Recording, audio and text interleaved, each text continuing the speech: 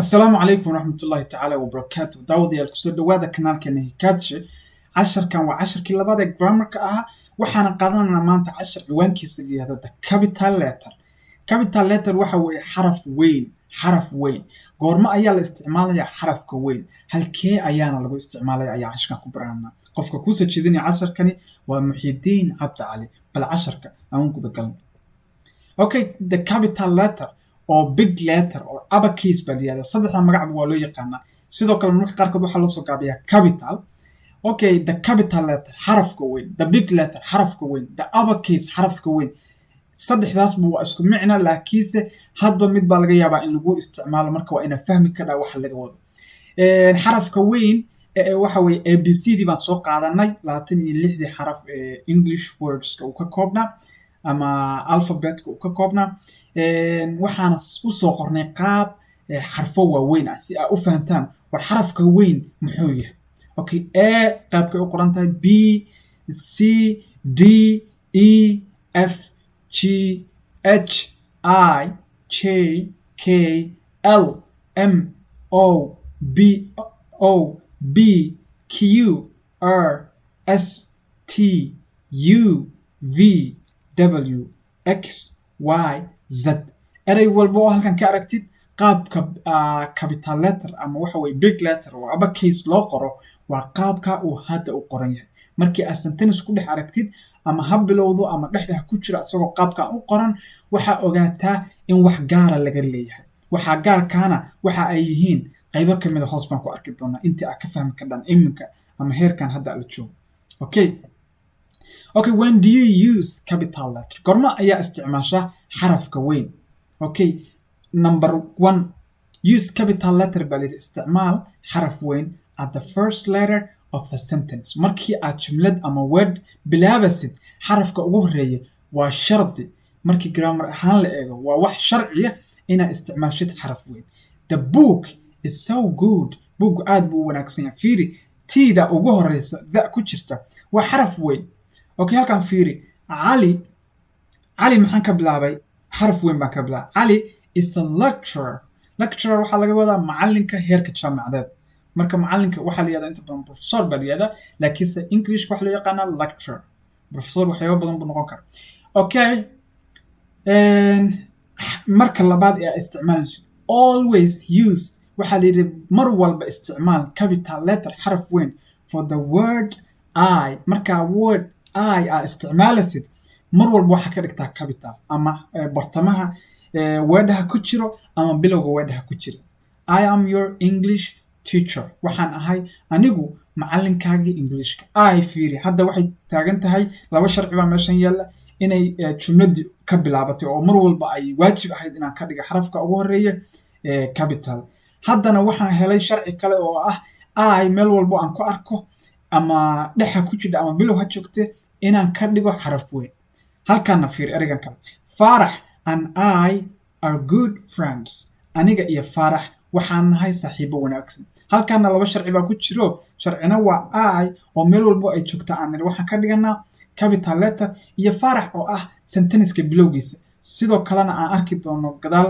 inuu yahay qof magaciis okay markaan waxaan focus gareynaynaa Farax ma focus gareynaynaa waxaan focus gareynaynaa I ayadoo bartamaha dhexda ku jira iyo ayadoo bilowga casharka labadaba ku jira bilowga wada ku jira labadaba waxaan ka dhignay xaraf weyn I meel walba ku aragto waxa la yiraahdo always baa la yiraahdo mar walba 99% waxa ka dhigaysa capital baa ka dhigaysa ama xaraf weyn numberka saddexaad yaa isticmaalana capital letter waxa weeye use capital letter baa la yiraahdo xaraf weyn isticmaal for the names of people marka dadka magacyadooda qoraysid waxa isticmaashaa xaraf weyn hadda cali qoraysid waa ina ka bilowdaa xaraf weyn cabdi hadda qoraysid waa ina xaraf weyn ka bilowdaa jaama farxiyo faadumo iyo wixii la mid ah qof magaciis meesha ku aragtidba waxaad ka dhigaysaa capital letter okay ama sentence-ka ama word bilowgeeda ha ku jiro ama word dhamaadkeeda ha ku jiro ama word dhexdeeda ha ku jiro meel walba aad ku aragtid qof magaciis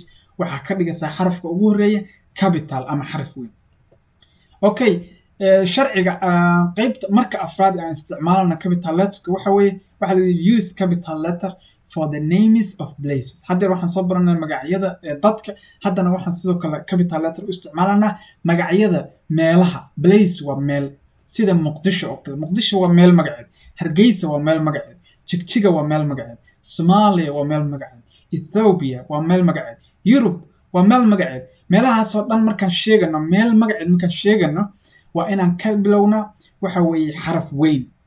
okay, xaraf weyn. xaafadiina haddaad sheegaysa magaceeda waa inaa xaraf weyn ka bilowdaa. xaafadda macnaha aad degantiin, tusaale kale xaafad weyn waxaa jira magaalada xaafaday ka koobanta. marka xaafadda haddaad sheegaysa waa inaa magac weyn ka bilowdaa.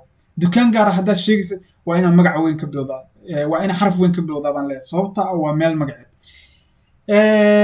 marka shanaad ee aan isticmaalana capital letter waxa weeye waxa la use capital letter baa layidhi for the festivals, xafladaha baa layidhi, holidays, fasaxyada, days of the week, maalmaha asbuuca, and months of the year, iyo bilaha sanadka. bilaha sanadka, maalmaha asbuuca, fasaxyada, xafladaha, macnaha xalfadaha lasoo agaasimo, xalfadaha waaweyn. waxaasoo dhan maxaa ka bilaabaysaa markaa magacyadooda sheegaysid? waxaa ka bilaabaysaa xaraf weyn. ciidul adxa, ciidul adxa ama ciidul fidri, labaduba waxaan leenahay waa festival ama waxa weeye xalfad islaamiya oo dadkeena muslimka aan leenahay. marka mar walbo aan magaceeda qorana waa inaan ka bilownaa xarafka ugu horeeya capital letter ama xaraf weyn. Mother's Day, maalinta waxa weeye hooyada. innaga haddaan muslim nahay Mother's Day ma lihin, maalin walba hooyo ayay noo tahay. hooyo maalin walba waa maalinteeda. okay, marka Mother's Day laakiin waxaan rabnaa inaan tusaale ku bixino. Mother's Day waa holiday, waa fasax. dunida waxaa laga yaabaa meelo badan baa fasax laga gala. waxaan loo fasaxa si hooyo loo ixtiraamo. marka waxaan ka bilaabanaa waa wax gooni ah oo si gaara loo yaqaan. dadkoo dhan markii Mother's Day lasoo qaado maalin gooni ah ayay toos u aadayaan. marka sidaa daraaddeed ayaa capital letter xarafka ugu horeeya looga dhiga si dadkoo dhan ay u aqoonsadaan. maalmaha asbuucan sidoo kale waxaa laga bilaabayaa xaraf weyn. mar walbo aad dhigaysid maalin asbuuca, ama Soomaali ku dhig, ama Carabi ku dhig, ama English ku dhig, luqadda doonta ku dhiga, waa inaad ka bilowdaa xaraf weyn. okay, Saturday waa sabti, Sunday waa axad, Monday waa isniin, Tuesday waa talaado ama thalatho, Wednesday waa arbaco, Thursday waa khamiis, and Friday waa jamce. iyo jamcada intaasba mid walba marka xarafkooda markaa bilaabaysid magacyada dhigis waxaa ka bilaabaysaa xaraf weyn.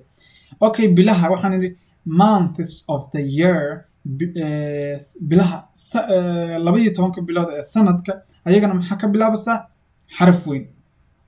January waa bisha koowaad, February waa bisha labaad, March waa bisha saddexaad, April, May, June, July, August, September, October, November and December. 12 biloodba markaa magacyadooda qorasid waa inaad ka bilowdaa xaraf weyn. okay, so maanta casharkan waxaan inkugu soo gabagabeynayaa exercise here. I am Muhyiddin and I like to teach English. xarafkan wuxuu u qoran yahay markii grammarka la eego waa khaldan yahay sentence-ka, laakiin sida kale waa u saxan yahay. marka words to be capitalized are 4. erayada la rabo in capital laga dhigo waa 4 eray. Cabdi and Felis go to school every day except Sunday. waxaa la yidhi Cabdi iyo Felis gabadha la yidhaahdo waxay aadaan iskuulka maalin walba marka laga reebo maalinta axadda. okay, words to be capitalized are 4. labadoodaba 4 eray baa laga rabaa, 4 xaraf baa laga rabaa inaad capital ka dhigtid si sentence-kan ama wordani ay u samayso macno grammarly sax ah. markii grammarka loo eegayo macno sax ah si ay u sameeyaan waa inaad ka dhigtaa xarfaha 4 ee aan mataqaanaa kuu sheegay. macnaha kuma sheegin xarfiyi, laakiinse in 4 xaraf loo baahan yahay ayaan ku xusay.